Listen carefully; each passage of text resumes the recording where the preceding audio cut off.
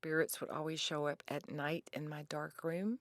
To a kid, that's terrifying. They would appear in front of me but not move their mouths, so I'd hide under the covers, terrified. My name is Mari Weldon. I'm 59 years old. I have a lot of world experience, traveled. I've been a trauma nurse at Parkland. I've seen the worst of humanity. I've read a lot. I've given probably over 3,000 readings now. I've completed over 400 portraits. And then I found a man named Chuck Murphy. And within 5 minutes, he wrote me back and said, of course, I would love to mentor you. And at the end of 6 weeks, I told Chuck, I'm also a fine artist. And he said, well, my God, Mari, why don't you combine the two? When you sit with someone and give them a reading, draw what you see around them. And that's how I combine the two. How do I get in front of the public? How do I find people to read for? And he said, there's a store in Louisville called Miracles of Joy, and I'm going to introduce you to the owner. So I went to the store, asked if I could come and audition, and she goes, sure, let's do it right now.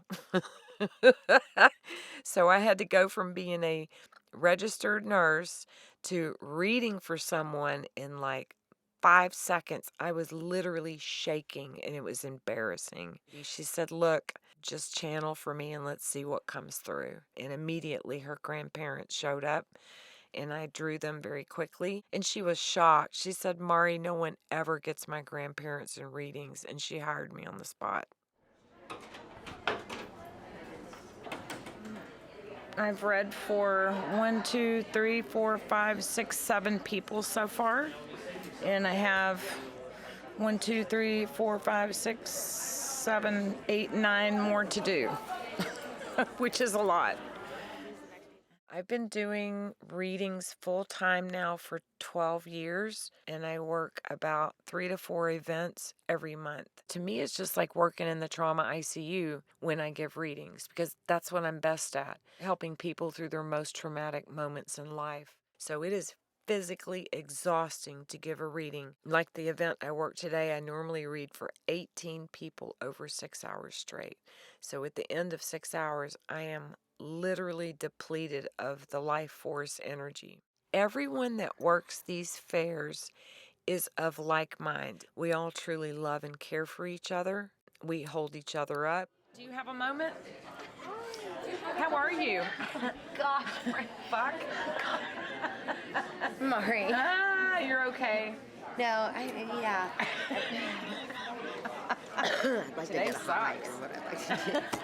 That's how I'm Here, feeling what's the today. point? Yeah, can I have a piece of gum? Yeah, My mouth let me give you is one so that doesn't cottony. have crap on it. Hang on. Yeah, no, I actually really want to talk with you because I haven't been able to connect with you, and I really want to I wanted to have a moment with you. Thank you, dear. And I found a whole community of mediums and healers that I'd never met before, didn't even know existed, so I felt at home. And that's where I met my best friend, Helen Watson. We do these little funny things for each other. She'll bring cheese, cube cheese, and some crackers. I don't have a choice. Can I have some of that cheese? You want some cheese? Yeah. It's the only thing I can eat at events is cheese.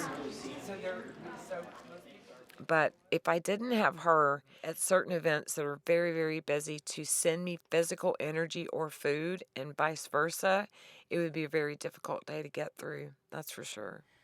And these objects have been cleared and programmed with the intention of protection under the last full moon. My drawing paper, pencils, colored pencils. So I have all these crystals and stones which absorb and repel negative dark energy, because if this is a dark energy at her house, we'll need that protection. I was contacted by a lady who I've known for quite some time.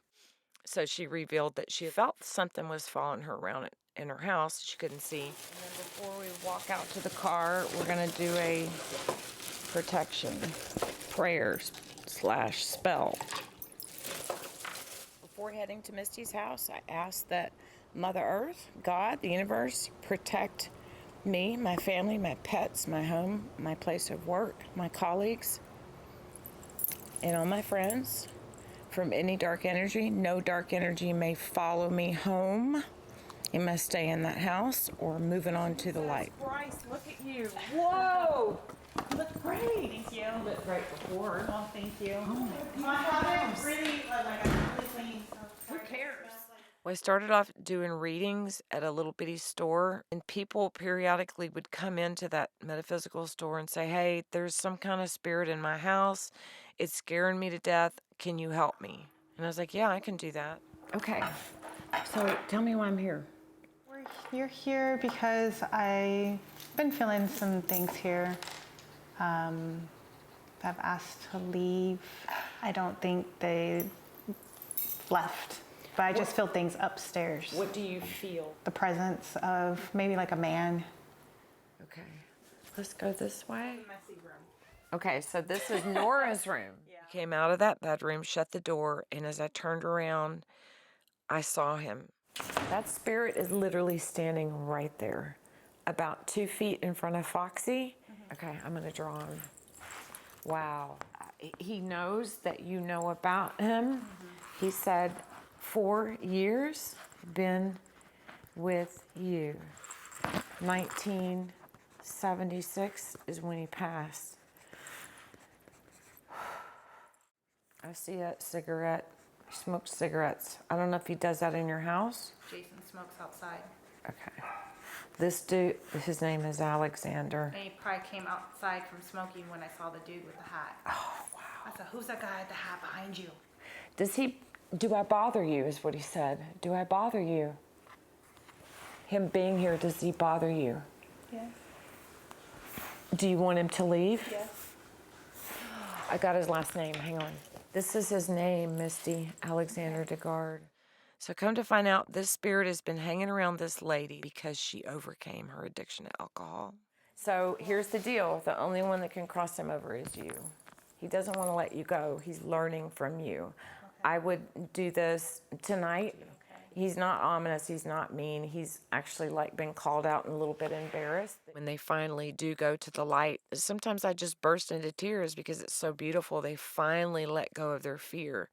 They let go of their shame and regret enough to say, you know what, I'm ready to face everyone now. So it's an epiphany, and I feel it too, and it's beautiful. I feel honored and humbled I get to do this work. I don't fear death at all because it's just death of the physical body. The soul is released, and you go on to a new lifetime. Or you can just hang out in heaven and hang out around your loved ones in the physical world. When I'm in spirit form, I'm going to come back and prove to my kids what I did was real.